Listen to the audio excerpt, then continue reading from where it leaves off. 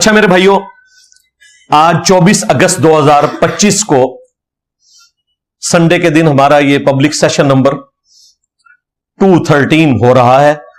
आज का current affair मैं कवर कर चुका हूं, कुरान पाक की हिफाजत से मुतल्लिक, और जो मुफ्ती तारिक मसूद साहब हफिज़हुल्लाह ताला ने एक शिकवा किया था तो उसका जवाब शिकवा भी मैंने रिकॉर्ड करवा दिया। अब रियल टाइम जो आपकी पर्चियां मेरे पास आई हैं, मैं इंशाअल्लाह ताला इन्हें कवर करूंगा। उम्मीद है ये सारी कवर हो जाएंगी। वर्डिक्ट दे दूंगा, जहां पर कोई तफसील रिक्वायर्ड होगी तो अपनी कोई वीडियो आपको रेफर कर दूंगा इंशाअल्लाह।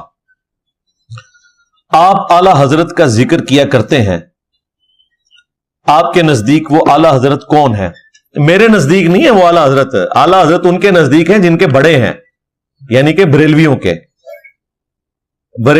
के बड़े इमाम अहमद रजा बरेलवी अल मुतवफा 1921 ईस्वी बामुताबिक 1340 हिजरी, उनकी डेथ का मैं ईयर बता रहा हूं। मंजरुल इस्लाम बरेली में उन्होंने 1904 में एक मदरसा बनाया और 1905 में देवबंदियों की मंजी ठोक दी, हुस्सामुल हरमैन लिखी, जिस साल हजरत Einstein special theory of relativity लिख रहे थे।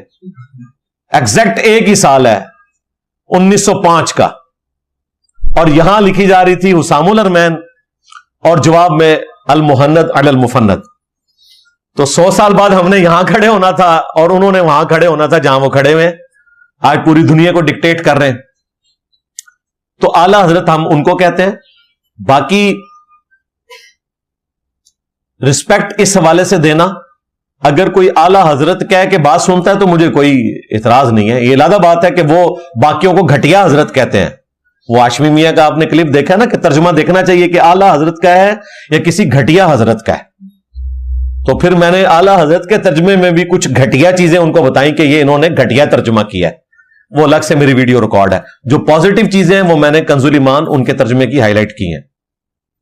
बर्थडे पे केक काटना कैसा है जी? काटें, खाएं, कोई मसला नहीं। ये कोई मजहबी एक्टिविटी नहीं है, ये कल्चरल एक्टिविटी है। नमाज के बारे में कोई ऐसी लाइन बोल दें कि नमाज पढ़े बगैर रहा ना जा सके। आज मैंने बोली है भाई, अकीदे के बाद सबसे बड़ी चीज नमाज है, जिसके बगैर इंसान मुसलमान ही नहीं। व अकीमुस्सलाह वला तकूनू मिनल मुशरिकीन, नमाज कायम करना, मुशरिक ना हो जाना। और सही मुस्लिम में हदीस 246, बंदे के कुफ्र और ईमान, शिर्क और इस्लाम के दरमियान फर्क नमाज है। इसके बाद अब कौन सी बात रहेगी भाई? पाकिस्तान के शनाख्ती कार्ड में आप मुसलमान हैं, लेकिन अगर बेनमाजी हैं तो अल्लाह के हुजूर आप मुसलमान नहीं है। इसीलिए सही मुस्लिम में आता है कि इब्ने मसूद कहते हैं, रसूलुल्लाह के जमाने में अगर कोई शख्स 2 बंदों के सहारे मस्जिद में आ सकता तो मस्जिद में नमाज पढ़ता था, कहीं उसे मुनाफिक ना समझा जाए। उस जमाने में जमात छोड़ने के ऊपर मुनाफिक हो जाता था बंदा। नमाज छोड़ने वाला तो पता नहीं क्या था। वो जामिया तिर्मिज़ी में हदीस है, अब्दुल्ला बिन शकीक ताबी कहते हैं कि सहाबा कराम तारिकुस सलाह की सिर्फ तकफीर करते थे, यानी बेनमाजी को वो काफिर समझते थे और किसी पे कुफर का फतवा नहीं लगाते थे। जामिया तिर्मिज़ी में हदीस है, जिसने जानबूझ के नमाज छोड़ी उसने कुफर किया। और मुस्नद अहमद में हदीस है, नबी इस्लाम ने कहा कि नमाज कभी ना छोड़ना, वरना अल्लाह का जिम्मा करम तुमसे उठ जाएगा। और मुस्नद अहमद में हदीस है कि बेनमाजी के लिए क़यामत वाले दिन ना कोई निजात होगी, ना कोई दलील होगी अल्लाह के हुजूर छुटकारे की, और उसका हशर फिरौन, कारून और हमान के साथ होगा। और जो नमाजी है उसके लिए दलील भी होगी और निजात भी होगी अल्लाह के हुजूर, उसकी नमाज। तो ये काफी सारी चीजें मैं अक्सर बयान करता रहता हूं। मैंने एक मन्नत मानी थी कि अगर मेरी हाजत पूरी हो जाए तो मस्जिद में 50,000 जमा करवाऊंगा। हाजत पूरी होगी, लेकिन मेरे बहन भाई के हालात काफी खराब है, क्या मैं वो रकम उनको दे सकता हूं? नहीं जी, उनको रकम आप नहीं दे सकते। जो मन्नत थी वही आपको मन्नत पूरी करनी है। हां, एक शरई हीला यह हो सकता है कि आप अपनी मन्नत को तोड़ दें और उसका कफारा अदा कर दें। मन्नत तोड़ने का कफारा वही है جو سورۃ المائدہ کے اندر آیت نمبر 89 میں رپورٹ ہوا. غلام آزاد کریں، آج کل تو آبسلیٹ ہے، اور اگر وہ نہیں کر سکتے، صحیح مسلم میں بھی تفصیل موجود ہے، سورۃ المائدہ کی آیت نمبر 89 میں بھی آیا کہ قسم اور منت کا ایک ہی کفارہ ہے. 10 مسکینوں کو کھانا کھلائیں یا انہیں کپڑے لے کر دیں، دونوں میں سے ایک کام. اور اگر غریب ہیں تو 3 روزے رکھ لیں. آپ غریب تو نہیں ہیں کیونکہ 50,000 منت آپ نے مانی ہوئی ہے، تو 10 مسکینوں کو کھانا کھلا دیں. 500 روپے کا تو ایک مسکین کا کھانا ہو ہی جائے گا نا جی، تو تقریباً 5,000 روپے ادھر لگ جائے گا، باقی 45,000 دے دیں ادھر. اور یہ میں آپ کو شرعی ہیلا بتا رہا ہوں. باقی ان منتوں کے ماننے سے کوئی فرق نہیں پڑتا. بخاری مسلم میں حدیث ہے، کنجوس کا مال نکلتا ہے، منت سے کوئی مصیبت ٹلتی کوئی نہیں. ہاں، چونکہ اب آپ اپنے ساتھ کر چکے ہیں لہذا آپ نے پورا کرنا ہے، تو بہتر یہ ہے کہ آپ منت پوری کریں اپنی. اہل بیت، اہل اللہ، غیر اللہ میں فرق واضح کر دیں.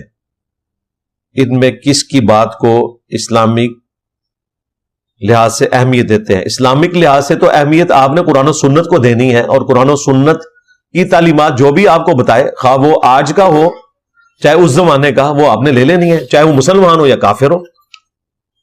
آیت الکرسی کا وظیفہ شیطان نے دیا ہوا ہے، نبی اسلام نے انڈورس کر دیا تھا، اور آج تو آپ کو پتا چل گیا کہ یہ قرآن پاک آپ کو حضرت گیوٹنبرگ نے دیا ہے 1440 عیسوی میں، جنہوں نے پرنٹنگ پریس بنایا تھا، اور یہ بخاری مسلم بھی انہوں نے دی ہے. ظاہر پرنٹنگ پریس کے بغیر تو آپ اس کو کاتب سے تو لکھوا نہیں سکتے تھے. 30-40 لاکھ کا ایک نسخہ لکھا جاتا ہے جو اچھا کاتب لکھ کے دیتا ہے آپ کو. ظاہر 600 صفحے اس نے لکھنے ہیں، ایک صفحہ وہ ایک دن میں مکمل کر لے تو بڑی بات ہے.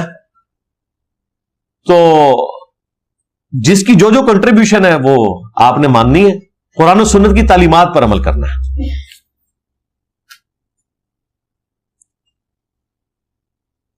روزے بھی رکھ کر دیکھ لیے، شہوت کنٹرول نہیں ہوتی. روزے آپ نے اتنے نہیں رکھے بھائی، کتنے روزے رکھ لیے ہیں؟ کچھ دنوں یا کچھ مہینوں بعد نفس غالب ہو جاتا ہے، بس جب غالب ہو پھر سے روزے شروع کر دیں جی. اللہ تعالیٰ آپ کے لیے آسانی فرمائے، آپ کے لیے نکاح کرنا آسان ہو جائے.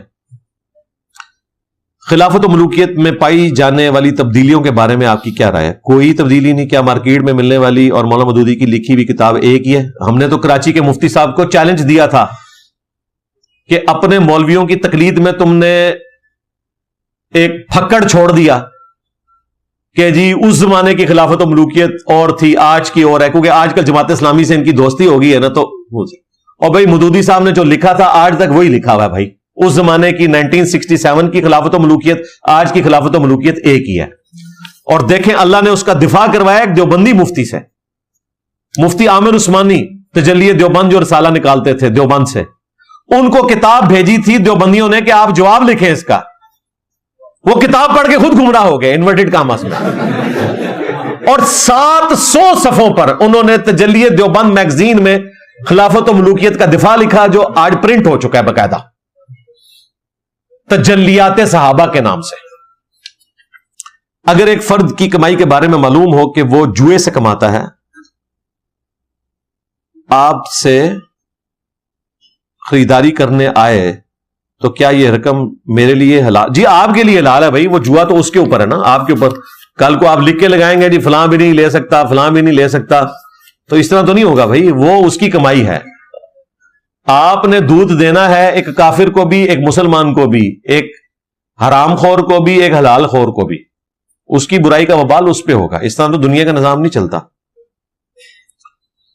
موجودہ ملکی حالات کے تناظر میں سود کے بارے میں آپ کی کیا رائے ہے؟ سود کے بارے میں میری کیا رائے ہوگی؟ اللہ اور اس کے رسول کے خلاف اعلان جنگ ہے.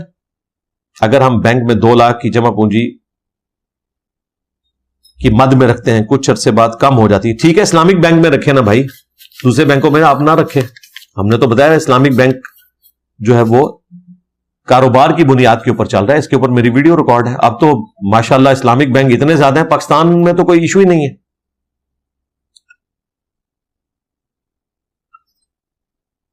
کیا داڑھی ہونٹ سے شروع کریں یا تھوڑی سے؟ یہ کیا مطلب؟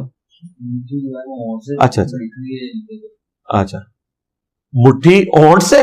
ہونٹ سے کیسے آپ نے کری بھائی؟ مٹھی داڑھی جو ہے وہ ایسے کر کے آپ نے پکڑنی ہے, ایسے کر کے پکڑیں گے تو تعلق قادری صاحب والی مٹھی ہوگی. ہاں ہاں